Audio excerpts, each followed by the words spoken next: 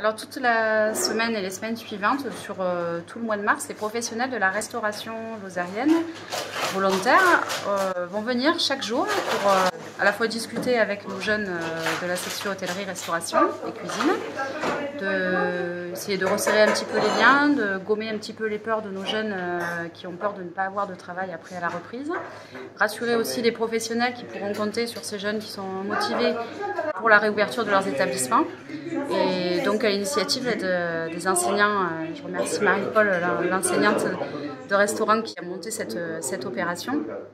Il fallait absolument restaurer de l'échange entre les jeunes, leur maître d'apprentissage ou le milieu de l'hôtellerie lozérien. Et c'était compliqué en cette période, ils sont chez eux, ils viennent une semaine par mois en cours et le reste du temps, beaucoup de ces jeunes nous font part de sentiments de mal-être, d'isolement qu'ils peuvent ressentir et donc ils sont tout à fait volontaires pour venir passer du temps au CFA alors qu'ils devraient être en entreprise. Autre opération mise en place pour pallier cette fois à la non-possibilité d'organiser un voyage à Paris. La venue de Xavier Cavaignac, MOF 2003, pour réaliser des préparations bouchères crues.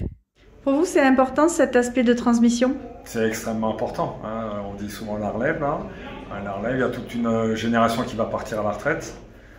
Donc les jeunes se forment, on l'a vu tout à l'heure quand on les a interrogés, la CAP, mention complémentaire, charcuterie traiteur, BP de boucher. Ensuite, ils sont vraiment dans la vie active, là, donc ils prennent les responsabilités. Donc ils remplacent l'ancienne génération. Donc c'est extrêmement important.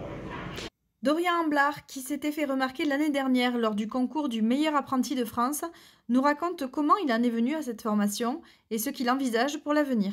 Moi, c'était de faire les cochons à la ferme, avec le parent, le grand-parent, tout ça, donc c'est ça qui m'a un peu provoqué dans le métier.